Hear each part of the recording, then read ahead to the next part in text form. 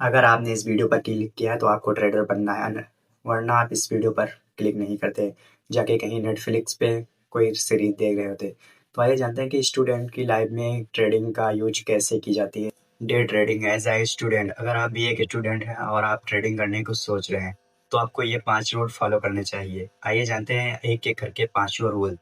तो आइए जानते हैं।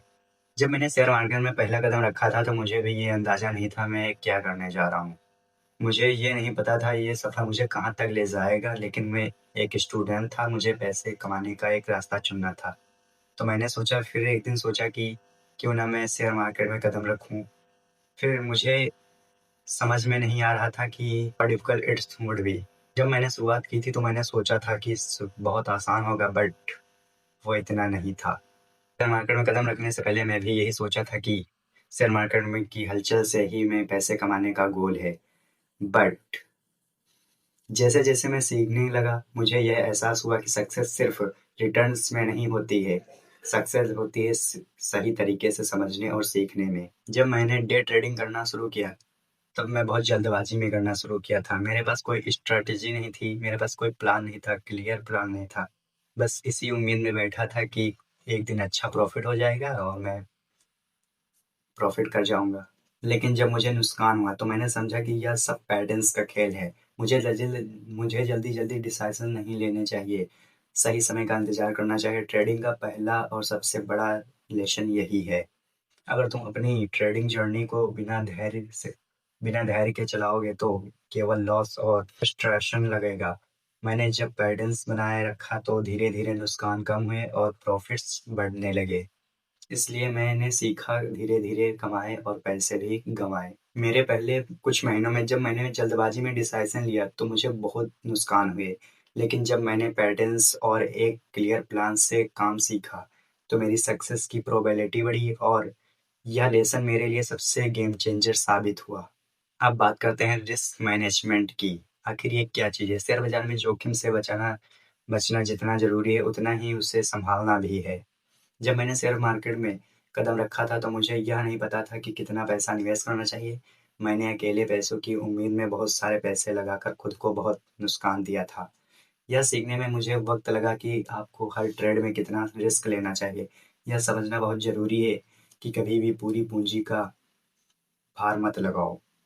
हमेशा रिस्क को सीमित रखना चाहिए ताकि कोई ट्रेड गलत ना हो, तुम उससे उभर सको। एग्ज़ाम्पल के तौर मेरे पहले कुछ दिनों में ही अत्यधिक रिस्क लिया था जो बड़े नुकसान के कारण हो गया था।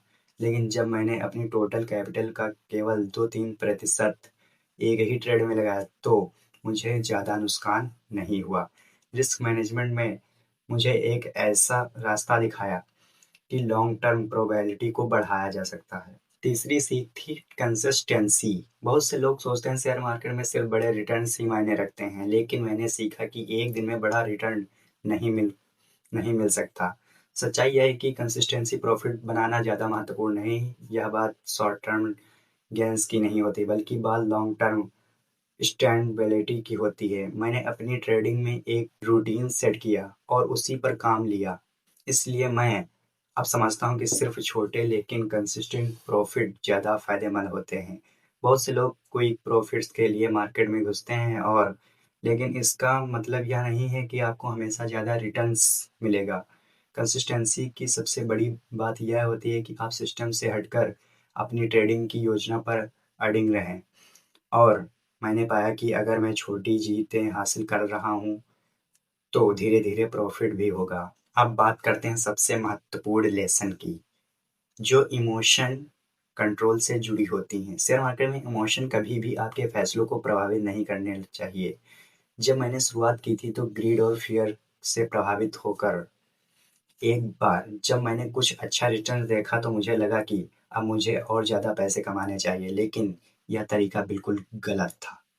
जब मैंने इमोशन काम करने लगे, तो आप गलत डिसीज़न लेते हैं। जब आप इमोशन में काम करने लगते हैं, तो आप गलत डिसीज़न लेते हैं। फ़ियर और ग्रीड दोनों इमोशन एक ही काम आते हैं, आपका जजमेंट खराब करना। मैंने जब खुद को इस बात के लिए तैयार किया, तो किसी भी हाल में अपने इमोशन को अपने ट्रेडिंग डिसीज़न में ना लाऊँ, तो ऐसे रिज़ल्ट बेहतर होते हैं। आखिरी लेसन यह था जिससे मैंने सबसे ज़्यादा एक्सेप्ट किया था।